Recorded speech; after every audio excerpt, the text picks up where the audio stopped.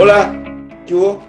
Un saludo desde el sur, desde Antilgüe, ¿ya? Yo estoy con señal satelital ahora, así que tiene un delay, pero nuestro gran técnico sabe cómo arreglarlo. ¿Cómo ha estado? ¿Cómo estuvo el esquí? Estuvo maravilloso, me tocó hasta tormenta. Y me tocó como estar en Canadá, porque habían 12 grados bajo cero. Es raro en esta época del año, 10 grados bajo cero, pero precioso, maravilloso. Así que me sirvió para limpiar En la cambio, a mí ayer me tocó cielo azul, 18 grados, y mañana se me viene lluvia con todo. Sí, pues empieza un temporal, parece. Qué envidia que estoy pasándolo bien allá. Oye, bueno, hoy día me toca a mí amenizar o dirigir más bien, ¿ya? Y tenemos tres temas. Uno es el prohibicionismo o, como se dice en inglés, wokeism. El otro es el de la convencional y el caso Rojas Pade. Y por tercero estábamos con una duda entre las candidaturas canceladas y la Polar, y decidimos irnos por la Polar en un juicio inédito que ya está levantando mucho ruido. Ya se están organizando seminarios de abogados, por si acaso, Juan Pablo, para analizar el fallo. Así que partamos por el prohibicionismo. Mira, salió, y yo creo que los dos lo leímos, un artículo excelente en el Economist, que luego lo repitió, parece, el Mercurio, sobre un tema que se ha ido desarrollando en las universidades norteamericanas, que es el de evitar o prohibir que personas que ya sean consideradas imperialistas, antifeministas, una pila de cosas, actúen públicamente y hablen públicamente en esas universidades. Y eso se da desde la izquierda, en que se apoyan, ¿no es cierto?, las minorías negras, otras minorías de los nativos, etcétera, de las mujeres, que es un grupo grande, y desde la derecha, en que también está, ¿no es cierto?, la primacía blanca y cosas extrañas, como por ejemplo la decisión de que los asiáticos, los américo-asiáticos, no son una minoría, a pesar de que los chinos llegaron como esclavos y a los japoneses los tuvieron presos durante la Segunda Guerra Mundial. Y es un fenómeno que se está dando a lo largo y ancho del mundo y que en Chile también nos ha llegado. Así que tú, Juan Pablo, que eres profesor universitario, y yo ya fui profesor universitario en una época en que esto no era ni siquiera tema, ¿ya? Y me encantaría que nos dierais tu opinión de esta cosa que suena antidemocrática y que viene tanto de la ultraderecha como de la ultraizquierda. Sí, ojalá fuera la ultra, César. Yo te diría que conozco a harta gente de mi sector que no es ultra y que son partidarios de decir aquí no puede haber negacionismo, en el sentido de prohibirlo y sancionarlo, y todo tipo de establecer restricciones académicas. Yo me pregunto, César, imagínate si yo quiero a mis alumnos, que lo hago habitualmente, ¿no?, en pregrado, hacerlos leer Mein Kampf, para que vean que es interesante cómo todo lo que hizo Hitler lo anunció, ¿no es cierto?, 10 años antes. Y según estas teorías yo no podría hacerlo. Me hace acordarme una anécdota que era como rara. A mí me tocó, imagínate, el año 78, en primer año de la universidad, de profesor de introducción al derecho, Hernán Larraín, ministro de Justicia hoy día. Venía llegando de Inglaterra, de un máster, muy buen profesor, muy joven, y de repente nos da como lectura una parte del manifiesto comunista. Entonces todos se quedaron así, y a la salida yo lo paro, y le digo: oiga, profesor, está todo muy bien, pero ¿cómo vamos qué hacemos si está prohibido? De hecho entiendo que es un delito tenerlo. No, pero usted dice, le dije, pero es que usted entenderá que nos va a hacer correr un riesgo. ¿Por qué no consigue acá en la biblioteca? Que no estaba en la biblioteca, lo habían sacado de la biblioteca. Entonces, todo este sistema, este temor a las ideas fascistas, dictatoriales de izquierda, no tengo idea de lo que sea, extremismo islámico, pero el temor a las ideas no puede llevarte a no poder hablar de ellas o no poder enseñarlas o no poder conocerlas. Incluso, o sea, si hay una persona que cree en un sistema que no es el democrático, ¿cómo voy a defender la democracia matando la libertad de expresión? Entonces, yo creo, en mi opinión, por lo menos ahí me sale un liberalismo extremo, César, Yo creo que los alemanes se equivocaron cuando establecieron las prohibiciones de los delitos, o crearon los delitos de negacionismo allá. Yo creo que hay otras formas de hacerlo que tiene que ver con la opinión pública, pero en el mismo segundo en que tú empiezas a restringir el debate y la libertad y el tráfico de las ideas, empiezas con el problema de dónde pones el límite. ¿Dónde pones el límite? Fíjate que en Canadá, en la parte francesa de Canadá, acaban de prohibir dos libros de monito, que son Tintín y Asterix, y están quemando libros. Mira, una cosa inimaginable en el siglo XXI, que se estén quemando libros porque dejan mal, ya sea a los nativos norteamericanos, o a indígenas, o a razas distintas, etcétera, etcétera. O sea, cosas que uno pensaba que ya estaban, pero ampliamente superadas. Claro, pero piensa, César, en una cosa súper práctica para nosotros hoy día en Chile. Esto se llevó a discusión a propósito del negacionismo y la violación de los derechos humanos durante el golpe de Estado y época posterior a la Convención Constitucional. ¿Qué tipo de sociedad vamos a crear cuando estamos discutiendo el contrato social y que le decimos, oye, si a ti te gustaba el régimen militar o la dictadura de Pinochet, no podías hablar, y si lo dice te voy a sancionar? O sea, es todo lo contrario. Nosotros tenemos que no tenerle miedo a las ideas, y al revés, la mejor forma de demostrar que, por ejemplo, el fascismo de izquierda o el fascismo de derecha, la gente que no cree en la democracia, la mejor forma de enfrentarla es en el debate y las ideas. ¿Cómo voy a empezar a decir, sabéis que este gallo es demasiado de izquierda y no puede hacer clase en la universidad? O este otro, sabéis que era trabajaba con Pinochet y entonces parece que era medio facho, entonces tampoco.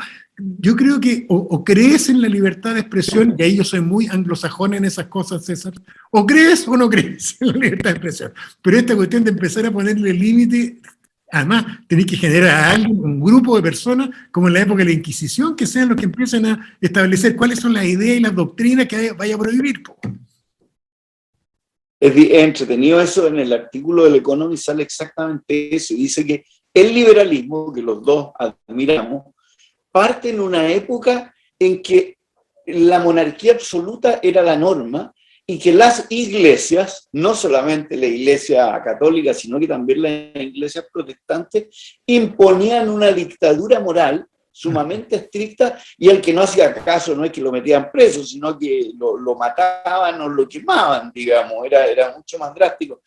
Por lo cual el liberalismo fue mucho más revolucionario de todo lo que uno puede imaginarse, porque no fue sacando esa carga del tú no puedes opinar distinto, que hasta hace no tanto. O sea, piensa tú que el Index Librorum lo sacó Paulo VI, o sea, en pleno siglo XX, ¿ya? Y en que no pudo publicar, a Galileo lo obligaron a retractarse, De Orbium Celestium, el libro, ¿no es cierto?, de Nicolás Copérnico, no se pudo publicar sino hasta mucho, mucho después, y estuvo prohibido hasta 1830 y algo. Entonces estamos saliendo de una cosa, ¿no es cierto?, que fue terrible, y de repente volvemos de otra forma a una cosa parecida. Yo creo que hay un temor ahí, César, atávico, ¿eh? Y yo creo que esto lo hemos tocado tantas veces, en los principios democráticos y la libertad de expresión, el no tenerle miedo al pensamiento y a la diversidad humana, es una cosa tan nueva que tú, por los lados religiosos, por las políticas de derecha, por las políticas de izquierda, por todos lados, tú raspas un poquitito hacia atrás y te topas con que la gente respondía ante qué sé yo, a la choque de cultura, aparecían musulmanes, prohibamos los libros musulmanes. Tú no sé si te acuerdas que en una época que se enseñaba poco en la universidad, en el colegio, ¿te acuerdas cuando después de sacar a los moros, lo que hace Isabel la Católica y su marido, y le empiezan a prohibir los libros a los musulmanes, le empiezan a prohibir los libros a los judíos, y finalmente termina en la expulsión, y además, o en un acto brutal de que los judíos y los árabes musulmanes se podían quedar solos si renunciaban y renegaban de su religión, ¿no? Se transformaban en apóstoles. Y si no, no. Entonces, yo creo que al final esa experiencia humana está más cerca. Stalin, ¿no es cierto? Hitler, qué sé yo, Isabel la Católica, está muy adentro de todos nosotros. Pero por eso los que creemos en la libertad de las ideas tenemos que defenderla en forma dura, César, muy, muy dura, porque, Pero, insisto, el problema pero es que ¿qué no es haces la tú policía en contra la esta idea. ola? ¿Y cómo, aparte, porque nosotros, claro, ponemos un mini granito de arena con esto, y uno escribe y opina, pero qué grave es, o sea, cómo hacer que esta cosa realmente se entienda y uno no entiende, porque aquí vamos a pasar, ¿no es cierto?, al otro tema, que es el de la convención, que también tiene sus grados, ¿no es cierto?, de negacionismo. Pero es muy complicado porque yo no sé la juventud hasta qué punto entiende que lo importante que es la libertad, porque en la práctica han vivido con mucha libertad, ¿ya? La gente que no ha vivido en libertad es la que la aprecia, ¿ya? Pero los que han vivido siempre en libertad, yo creo que miran un poco en menos este punto de vista. Sí, tal cual. Yo creo que es tal como tú Y dices. lo más grave es que esto nace en las mejores universidades norteamericanas, o sea, donde se forma la libertad, o supuestamente donde se formaría. Claro, y esta cosa andar, Pero esto bueno, tiene que ver con la política, eso es para otro tema, pero con la identity politics, las políticas identitarias, en que puede empezar a hacer política desde mi tribu, y mi tribu puede ser mi orientación sexual, el género, puede ser el tema de mi grupo religioso, mi raza, y todo, y empieza a formarse una tendencia de confrontación tribal, versus lo que yo por lo menos promuevo en mi vida, que es en vez de cerrarte y hablar con pura gente que parece a ti, que se parece a ti, al revés, abrirte y hablar con gente que piensa distinto a uno. Ahí hay un germen totalitario, César. no, es muy divisivo. Es muy, es muy divisivo. O sea, claro, cada tribu pelea y se siente en una posición moral superior a la otra por distintas razones, ¿verdad? Y aquí, oye, entremos al tema de la convención y el caso Rojas, que todavía no saben bien cómo resolverlo. Este fulano mintió, pero mintió en forma, no es que mintió un poco, o sea, lleva un historial de una mentira, de una enfermedad que yo supongo que es el SIDA, que a esta altura no es una cosa tan estigmatizante y que tiene remedio, o sea, por lo menos nadie muere de SIDA, tiene tratamiento y tiene todo tipo de cuestiones. Y el gallo engañó a su familia, a su pareja y a Chile entero, digamos, y a una parte importante de los convencionales. Yo no sé qué opinas tú y cómo van a salir la convención airosa de este tropezón. A ver, yo creo que lo primero, yo siento muy crítico de la tercera en algunas cosas, pero por Dios que es maravilloso la libertad de prensa cuando juega de verdad de contrapoder. Porque justamente lo que uno espera es que la prensa, en vez de estarle pegando a los chiquititos, se preocupe de los convencionales, de los empresarios ricos, de los profesionales famosos, de la gente que ejercemos el poder, que a nosotros nos ande vigilando. Entonces creo que fue primero un acierto de prensa tremendo. Segundo, yo creo que muestra una cosa, a mí me dio pena la situación, pero muestra algo del ser humano, César. Porque más fue en paralelo a lo que pasó con el tronco Torrealba en Vitacura, ¿te acuerdas? Que reventaron juntas las cosas, el tema de posible corrupción en la alcaldía de Vitacura. Y la sensación que me quedó fue parecida, fue que los seres humanos tenemos una falla, y por eso que necesitamos la democracia y los controles. Porque tenemos una falla que da lo mismo si eres de izquierda, si eres de derecha, si eres ateo, si eres homosexual, si eres heterosexual, exactamente igual. A ti te entregan poder y tú, si no te controlan, tú vas a sobrepasar las barreras de lo permitido, la barrera de lo razonable y de lo sano. Entonces, yo allí, por un lado, mirando a mis tribus, a los sectores de izquierda, yo lo hallé sano porque veníamos de hace rato con una especie de superioridad moral nosotros. Y creo que fue un golpe de realidad bueno, útil, de humildad, es decir, yo este cabrón no lo conocía, lo había visto por lo que lo conocíamos todos en la prensa, cosas así, pero si alguien me hubiera dicho esto, yo lo he dicho, ¿cómo se te ocurre? Oye, limite tus críticas, ¿cómo va a inventar a alguien este cuento? Porque tú tienes razón, que él tenga esta enfermedad inmunodeficiencia adquirida, hoy día no es lo que era antes, hoy día entiendo que se controla completamente. Entonces, y además está metido en el GES, y por lo tanto va es gratis. Entonces, yo creo que a mí me lo hubieran contado y no lo creo. Entonces, fue un baño de humildad para mi sector grandote. Y el darnos cuenta, además, tiene dos ventajas. Uno, interna, sabéis que la corrupción es una cosa humana y que no distingue sectores políticos. Dos, el tema de que, pucha, que necesitamos los partidos políticos. Porque yo soy independiente y critico los partidos, pero pucha, que necesitamos los partidos. Porque también los partidos y los medios. Claro, tenían un control.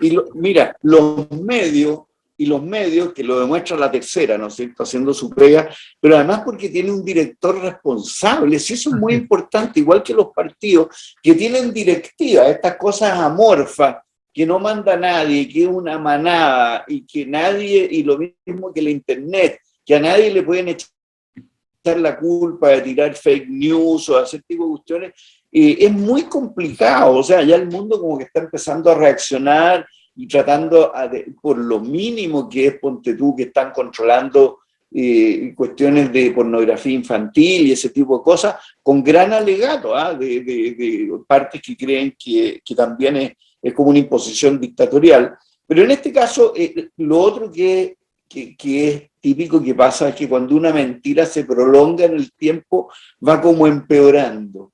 Porque este fulano podría haberlo dicho, no sé, hace un año, hace 6 meses, pero no lo dice sino hasta que lo pillan, ¿ya? Y entre medio habían pasado demasiadas cosas, mucho más gente había sido engañada, mucho más gente había sido decepcionada.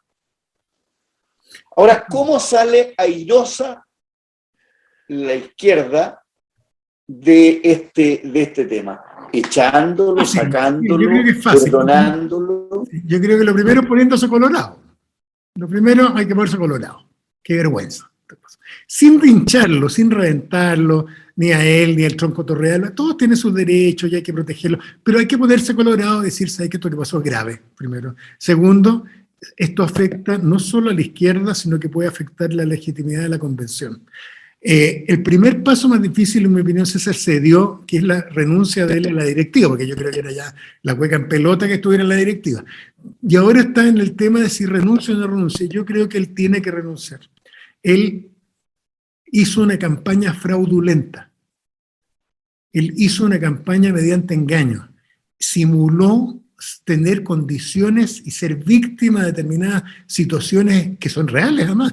Lo terrible es eso, que hay gente que vive la experiencia que él decía tener. Hay gente enferma de cáncer que... Oye, y que pasan el pánico de morirse, que no saben cuándo se van a morir. Pasan por esa cosa, ese infierno de las quimioterapias y de las radioterapias. Tal cual. Y que no perdonan que alguien se haya arrogado lo que ellos de verdad sienten. Claro, por eso digo que desde el punto de vista ético más, pucha, tiene muchos ángulos terribles. Yo creo que hay que ponerse colorado, tiene que salir de la directiva, ya salió, y además tiene que renunciar a su cargo, en mi opinión, de convencional. Porque fue elegido, está todo viciado, fue elegido mediante engaño. Es como que yo diga soy abogado y escojan a mí porque soy un experto en derecho y no sé qué historia, y después descubren que no es cierto, que soy abogado y no es cierto. Bueno, eso está mal, pues. Él debiera renunciar porque más allá de los aspectos económicos, que se le esté pagando un sueldo y todo, esto es todo un gran engaño que puede terminar dañando todo el proceso, y el proceso hay que protegerlo. Y como te digo, la izquierda tiene que ponerse colorada, que somos tan buenos nosotros para mostrar con el dedo a la derecha, y está bien, está perfecto que hagamos el rol, pero tenemos que aprender a mostrarnos el dedo nosotros. Y tenemos que aprender, además, como toda persona de su propio sector, da lo mismo si yo soy de izquierda o de derecha, pero a uno le tiene que parecer mucho más grave la corrupción en el sector propio. Y sobre todo la sensación que yo creo que quedó con este cabro Rojas, César, de que fue una cosa como sin límite. ¿Te acuerdas las fotos con él con las cánulas puestas aquí en el cuello, marchando en la calle? Que era inventado todo. No, terrible. Pero y nadie le llamó la atención, bueno, que nunca uno anda con cánula al aire. Claro, pero ¿cómo te ibas a imaginar que era mentira, vos, César? Era como inimaginable. Bueno, claro, es que mientras más violenta es la cosa, tú dices, claro, ¿cómo cresta puede hacer algo tan burdo y tan increíble. Sí. Pero bueno, vamos a ver, el tema parece es cómo lo reemplazan. Tal cual. Porque no hay, o sea, a nadie se le ocurrió que una cosa así iba a pasar cuando se armó esta cosa. Pero de alguna manera lo irán a arreglar tal cual, un tema que nos vamos a saltar, que son las candidaturas canceladas, que yo creo que es muy difícil dejar a un sector completo como el Frente Amplio sin candidatura. Ahora que cometieron errores y que amateur total el cuento, pero yo me acuerdo cuando la Democracia Cristiana cometió el error y que hablaron con Longueira y sacaron una ley express para dejarlos que arreglaran el tema. ¿Cómo iban a dejar a la Democracia Cristiana sin candidatura? Porque le faltaba no sé qué firmas, digamos, a lo cual aquí yo creo que alguna red le van a dar, pero cuando uno mira como los detalles, y presentaron pues, 1000 candidaturas, por si alguno, para ver a última hora a quién ponía, no, todo raro. Oye, vamos a la Polar, y a mí me interesa tu opinión como abogado. Tú participaste como asesor del nuevo directorio para protegernos de la parte penal, de que no cometiéramos nosotros un error, y aquí entonces se ve que después de pasar las multas, que las puso la SBS en su minuto, hoy la CMF, a todos los personajes, habiendo sido condenados, 3 de los ejecutivos, ¿no es cierto?, con cárcel, que después salieron, y habiendo zafado Pricewaterhouse y habiendo zafado también los evaluadores de riesgo, hoy la Corte Suprema da vuelta a esto y les dice, porque son 2 juicios, ¿no? Uno que es el de capital, en que el litigante es mi yerno, además, lo cual me tiene muy orgulloso, y a él también, que trabaja con el Juan Correa, en que se larga contra alcalde y 11 ejecutivos, y contra Pricewaterhouse, y contra la Polar misma, ¿ya? Que eso es extraño, porque la Polar hoy día tiene otros accionistas, tiene otro tipo de cosas, y además con el bolsillo más grande. Y en cambio, le dan una multa más pequeña porque la AFP Capital compró acciones después del hecho esencial en que se descubrió todo. O sea, el juez le dijo, sabe que usted no le vamos a dar todo porque usted mal que mal especuló estúpidamente con un cuento. Y el caso de Provida, que se tira derechamente y completa contra Pricewaterhouse, y la Corte les pone una palabra en latín, que son como cosa insolidum. Es divertido usar la palabra latina, ¿ya? Y hoy día tienen que volver, bueno, a la primera instancia y ver qué arreglos llegan. Yo veo que en el caso de Pricewaterhouse es muy difícil que zafe. Yo creo que van a perder la licencia. Pero yo creo que lo más importante, y lo que hizo la Corte, yo estando en desacuerdo con lo de la Polar Empresa, es que esto es una campanazo de aviso para las auditoras que no pueden, en la primera página, que a ti te tenía que haber tocado 1000 veces, de, oiga, sabe que yo sumé y resté y parece que las cosas suman según los datos que me dieron y yo no soy responsable de nada. Y ahí me tocó, sobre todo en la Polar, firmar páginas y páginas y páginas, verdaderas Biblias de disclaimer, de cualquier cosa que sea distinto es culpa mía, cualquier error de interpretación es culpa mía, etcétera, etcétera. Yo creo que esto es un campanazo muy importante para las compañías auditoras que de verdad no cumplen lo que uno espera, que es que de verdad detecten si hay algo malo. Pero, ¿cómo lo ves tú jurídicamente que la Corte Suprema haya hecho esta novedad? Mira, para que valga lo que voy a decir, tú sabes, César, que yo soy uno de los académicos con la visión más crítica del sistema de justicia en Chile, y tú me has escuchado este discurso, ¿no es cierto?, de lo alejado que es de la gente, de los principios democráticos del sistema de justicia en Chile. Pero esta es la sanda. Este fallo de la Corte Suprema es un fallo democrático, porque defiende la igualdad ante la ley. Históricamente en Chile, los grandes no responden.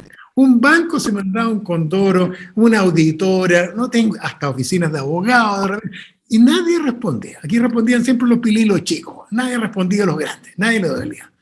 Esto, que es como un poco, ¿te acuerdas que lo que pasó con la Polar, César? que recién todos los directores empezaron a descubrir que ser director era una cosa complicada, pero si estaba en la ley de sociedad anónima de toda la vida, usted es el que administra, pero esto se tomaba, págame un par de millones de pesos por ser director, y yo, si es que voy a las reuniones, y chao, da lo mismo, si no respondo por nada. Esa es la tradición en Chile.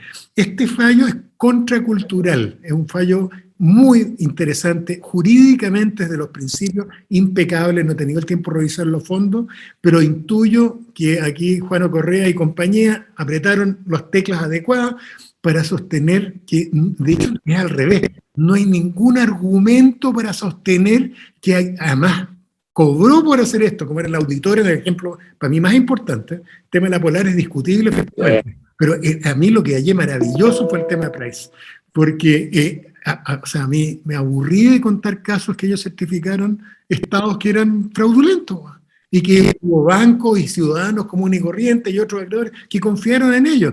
Entonces, yo creo que es un fallo que muestra el giro que se está ocurriendo en el derecho en Chile, que es moverte desde la impunidad en la responsabilidad de los poderosos a decir, señor, si usted es Iglesia Católica, porque la melodía es la misma de los fallos en que se condenó a la Iglesia Católica. Si usted es Iglesia Católica, usted es el Estado chileno, usted es una auditora y usted comete una infracción legal que causa un perjuicio, usted va a responder. Y además, a propósito de lo insólidum, va a responder por todo.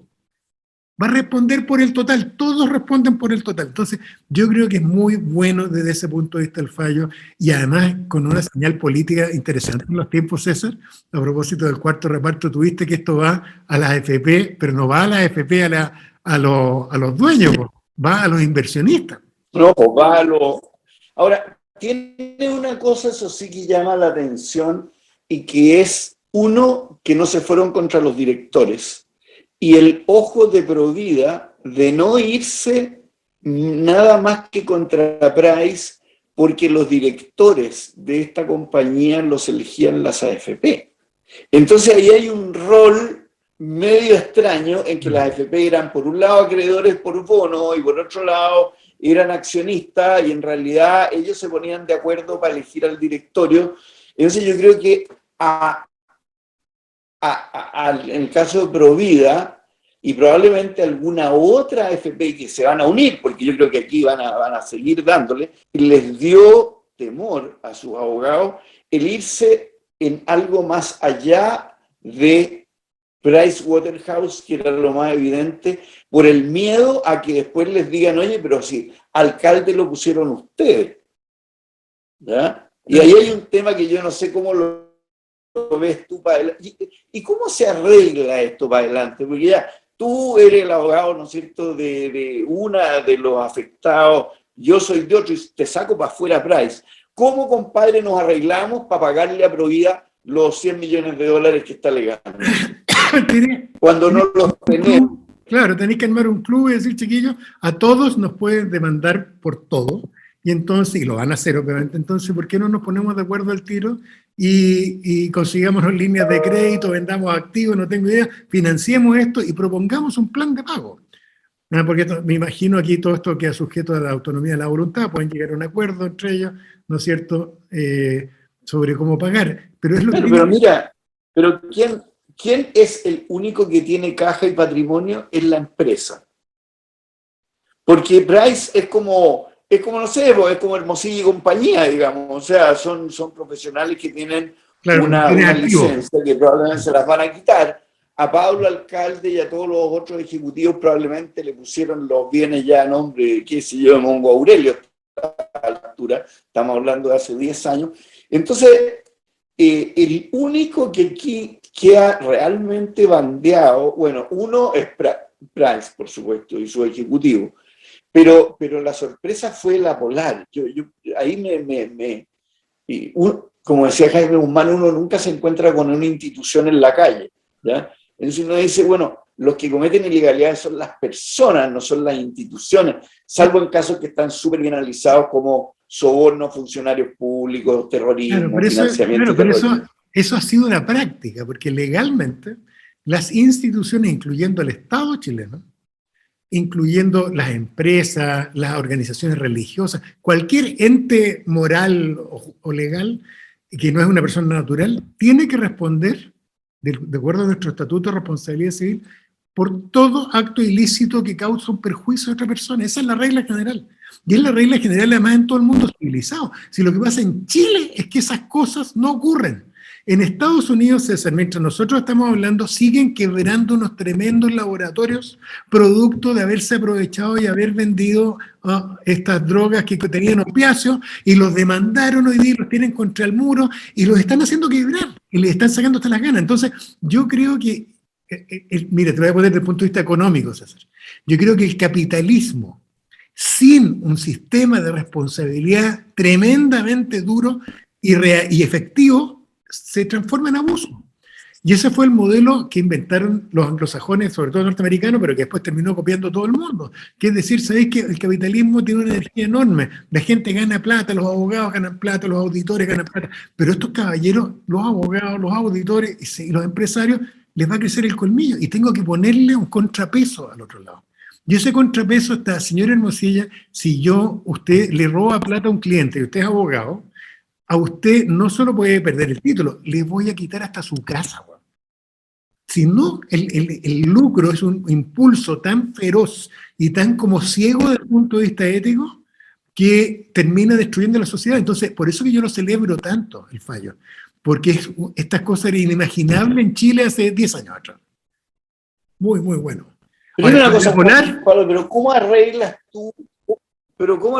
tú el tema de que tú le dices insolidum, o sea, solidariamente todos ustedes, hay un gallo que tiene plata y los otros gallos no tienen plata? ¿Cómo la arman?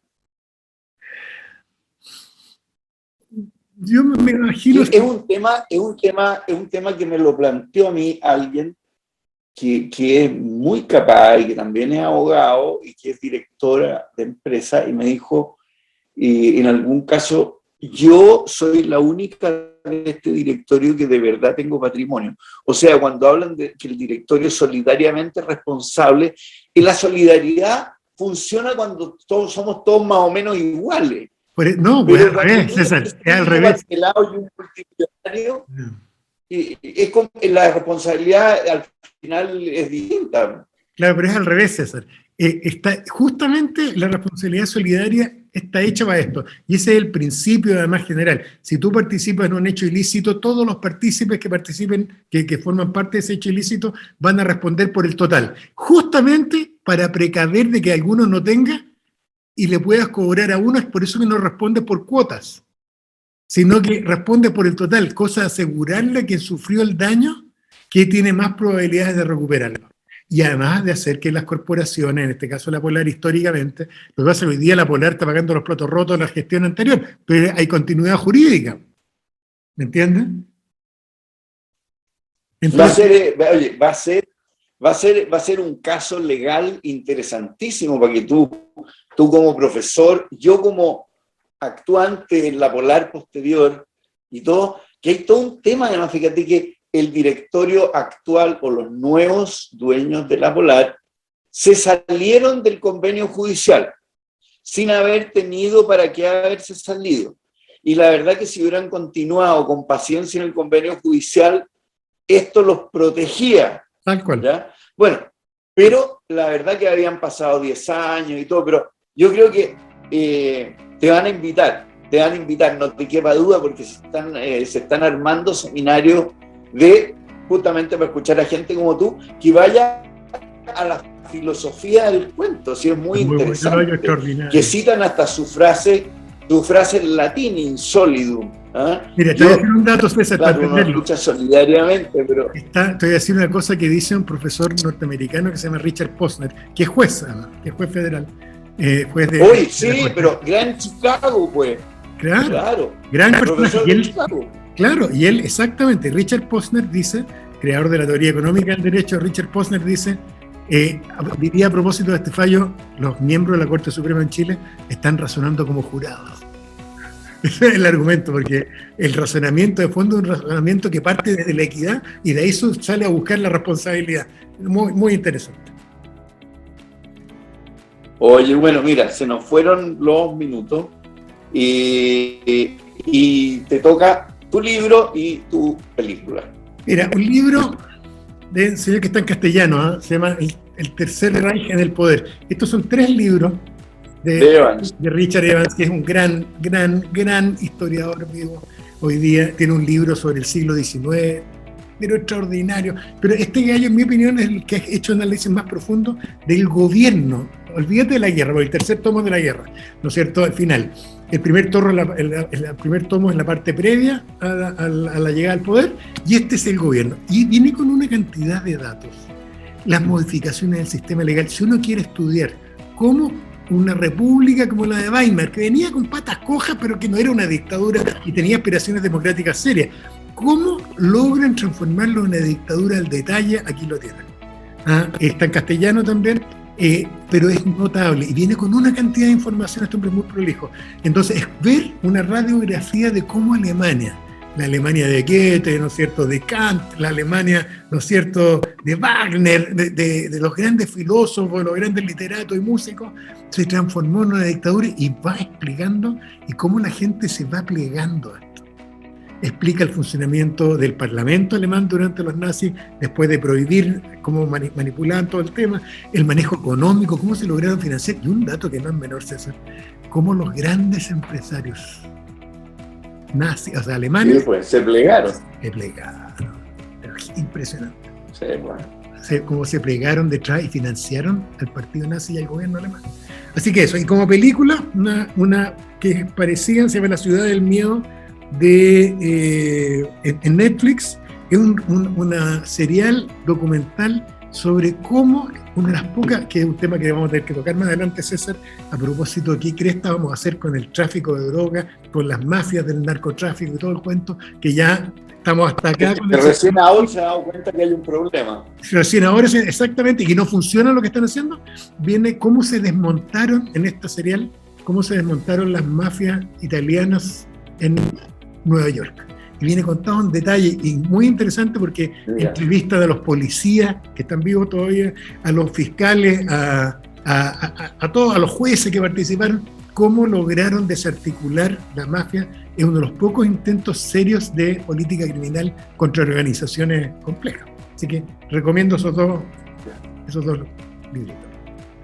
Hoy yo estoy recomendando La Revolución Mexicana de Alan Knight, que está en castellano, ahí después la van a mostrar en el programa, y cómo te describe como una revolución básicamente campesina, por derechos campesinos, se va transformando en una guerra civil y termina en una cosa nada que ver, y termina en la dictadura del PRI, que de campesino no tenía nada hasta el día de hoy, salvo las secuelas, y te cuentan, bueno, la historia de Pancho Villa, de Zapata siempre muy serio, en cambio en las películas y en las fotos Villa siempre sale muerto la risa, y cuando toman el poder, entonces están los 3 asientos y todos le dicen a Villa, siéntese usted en el sillón presidencial, y dice, no, dice, el que se sienta aquí lo matan, y le pasa el asiento a Zapata, que por supuesto lo matan. Pero es interesante cómo es parte interesante de la historia del siglo XX, además una revolución muy larga que mató mucha gente, ¿ya? Y antes de la revolución rusa, era una vez. Acuérdate que fue antes de la revolución bolchevique. Pero esto tuvo otros aspectos, porque la revolución mexicana era muy mexicana, o sea, de cómo son los cuates, digamos, ¿ya? Érase una vez en América, que también es la historia durante la ley seca de cómo la juventud va entrando, la juventud pobre entra y se hace rica y surge, igual que la gente que trafica drogas ahora, y pasan, como quien dice, del gueto, pasan a la riqueza y al crimen y al asesinato, ¿ya? Gran película. Muy requete buena. Así que, bueno, estamos, y yo creo que nos despedimos y nos vemos la próxima semana, si Dios quiere, porque temas quedaron, ¿eh? Pero mírate La Polar de nuevo, yo creo que eso nos va a interesar a todos. Tal cual. Escucharte sobre